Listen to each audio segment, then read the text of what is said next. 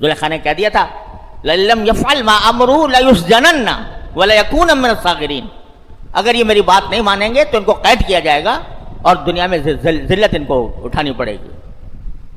تو کیا کہا حضرت یوسف علیہ السلام کہ رب السجن احب الی مما یدعوننی الیہ، اے پروردگار جس گناہ کی طرف یہ عورتیں دعوت دے رہی ہیں اس کے مقابلے میں مجھے قید ہو جانا زیادہ پسند ہے۔ تو آزمائش آئی، قید والی آئی۔ قید میں جب قید تھے تو وہاں دو ساتھی قید کے تھے، انہوں نے آ کے خواب کی تعبیر پوچھی۔ اللہ تعالیٰ نے خواب کی تعبیر دینے کا خاص علم ان کو عطا فرمایا تھا۔ خواب کی تعبیر پوچھی تو قبل اس کے کہ خواب کی تعبیر بتاتے پہلے دعوت دی ان کو اسلام کی کہ اے میرے ساتھ قید ہونے والوں، میں تمہیں دعوت دیتا ہوں کہ یہ جو لوگوں نے شرک اختیار کیا ہوا ہے، بتوں کی بت پرستی لوگ کرتے ہیں، اس سے اپنے آپ کو بچاؤ۔ تو یہ سبق دیا کہ جب بھی کسی انسان کو دوسرے کے ساتھ ملاقات میں موقع ملے تو حق بات اس کو محبت اور پیار سے پہنچانی چاہیے۔ اس کو یہ دعوت دی۔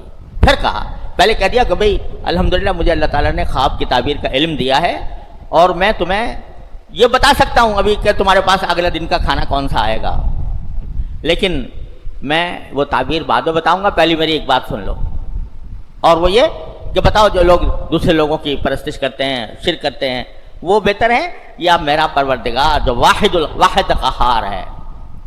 انی ترکت ملت قوم لا یؤمنون باللہ، میں ان لوگوں کے مذہب سے بیزار ہو چکا ہوں کہ جو اللہ کے اوپر تنہا ایمان نہیں لاتے بلکہ وہ شرک کا ارتکاب کرتے ہیں۔ دعوت دی پہلے، اس کے بعد ان کو خواب کی تعبیر بھی بتا دی۔ اس خواب کی تعبیر بتانے کا نتیجہ یہ ہوا کہ ایک شخص کے جس کو بعد میں رہائی مل گئی، وہ بادشاہ کے دربار میں بیٹھا ہوا تو بادشاہ نے کہا کہ میں نے خواب دیکھا ہے، کوئی ہے جو مجھے اس کی تعبیر بتائے؟ تو اس کے ذہن میں فوراً آیا کہ بھئی تعبیر تو وہ بہت اچھی دیتے ہیں۔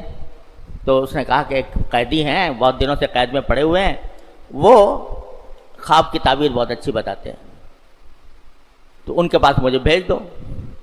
بادشاہ نے بھیج دیا، انہوں نے تعبیر بتا دی حضرت یوسف علیہ السلام۔ اس نے خواب میں دیکھا تھا کہ 7 موٹی موٹی گائے ہیں، ان کو 7 پتلی پتلی گائیں کھا رہی ہیں، یہ خواب دیکھا تھا۔ اور جو ہے 2 خواب دیکھے، ایک یہ اور ایک یہ کہ وہ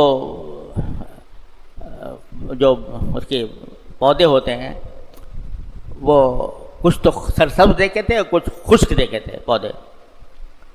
تو انہوں نے تعبیر حضرت یوسف علیہ السلام نے یہ دی کہ تمہارے اوپر شروع میں خوشحالی آئے گی اور اس کے بعد پھر قحط پڑے گا، 7 سال قحط پڑے گا،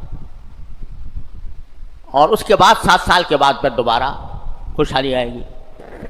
یہ خواب کی تعبیر تھی جو حضرت یوسف علیہ السلام کو دینی تھی، لیکن تعبیر دینے سے پہلے حضرت یوسف علیہ السلام نے اس قحط سے بچنے کا طریقہ بتایا کہ ایسا کرو کہ 7 سال تم بہت محنت سے کاشتکاری کرو اور بہت زرعی پیداوار تمہاری بہت زیادہ ہو جائے، گندم بہت زیادہ پیدا ہو جائے، اتنا زیادہ کام کرو 7 سال۔ 7 سال کے بعد تمہارے اوپر قحط آئے گا، تو جتنا تم نے پہلے 7 سال کے اندر جو گندم اگایا ہے تو تھوڑا بہت تو کھا لیا کرو، باقی جو ہے محفوظ رکھو، ذخیرہ کر لو۔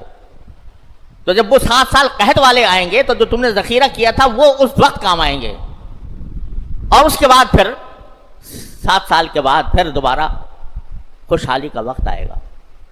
تو تعبیر بعد میں بتائی، اس تعبیر کے نتیجے میں جو خرابی آنے والی تھی، جو پریشانی آنے والی تھی، اس کا حل پہلے بتا دیا۔ یہ حل ہے اس کا۔ یہ سبق دیا ہم جیسے لوگوں کو، جن سے لوگ مسائل پوچھتے ہیں کہ بھائی جب تم کسی چیز کو کہو کہ یہ حرام ہے یا ناجائز ہے یا گناہ ہے، تو اس سے بچنے کا اور اس سے بچ کر کوئی دوسرا طریقہ اختیار کرنے کا کی بھی ان کو تدبیر سمجھاؤ کہ اگر تم بچنا چاہتے ہو تو یہ کرو. تو اس طرح بادشاہ کے سمجھ میں آ گیا. اس نے کہا بھائی اتنے تو بڑی زبردست مجھے تعبیر بتائی ہے, ان کو میرے پاس لے آؤ. بادشاہ کے پاس آ گئے. بادشاہ نے کہا کہ میں اب تمہارا اپنا مقرب بناؤں گا. تو انہوں نے کہا کہ پھر ٹھیک ہے, آپ مجھے ملک کے خزانے کی کا وزیر خزانہ آپ مجھے بنا دیں. جب اس نے طے کر لیا تھا کہ کچھ نہ کچھ بنانا ہے تو انہوں نے کہا مجھے یہ دے دیں, کیونکہ میں انشاءاللہ یہ کام اچھے طریقے سے انجام دوں گا. تو جب وہ قحط والے سال آئے تو انہوں نے راشن بندی کر دی کہ بھائی ہر ایک کو اتنا جو ہے گندم دیا جائے گا. اب اس گندم کو حاصل کرنے کے لیے ساری دنیا کے لوگ آنے لگے, سارے مملکت کے, کہ وہ قحط کا زمانہ ہے, گندم مل جائے. تو ان کے وہ بھائی جنہوں نے کنویں میں پھینکا تھا وہ بھی راشن لینے کے لیے آ گئے ان کے پاس. اور حضرت یوسف علیہ السلام, ان کے تو حاشیے خیال میں یہ بات نہیں ہو سکتی تھی کہ یہ وزیر خزانہ بنے بیٹھے ہیں یا یہ بادشاہت ان کے قبضے میں ہے. تو وہ آ کے ان سے مانگا انہوں نے کہ بھائی ہمیں راشن دے دو. یوسف علیہ السلام پہچان گئے کہ میرے بھائی ہیں. تو جب وہ ان کو بھر کے دے دیا اور ساتھ میں جو قیمت انہوں نے دی تھی وہ قیمت بھی اٹھا کر انہی کے اس میں رکھ دی. جو قاتل تھے جنہوں نے کنویں میں پھینکا تھا ان کے ساتھ یہ معاملہ کیا کہ راشن دیتے وقت جو قیمت انہوں نے ادا کی تھی وہ بھی ان کے قافلے کے اندر چھپا کر رکھ دی کہ جا کے دیکھیں کہ پیسے واپس مل گئے. لیکن ساتھ ہی یہ کہہ دیا کہ تمہارا جو ایک بھائی ہے وہ حضرت یوسف علیہ السلام کا حقیقی بھائی تھا,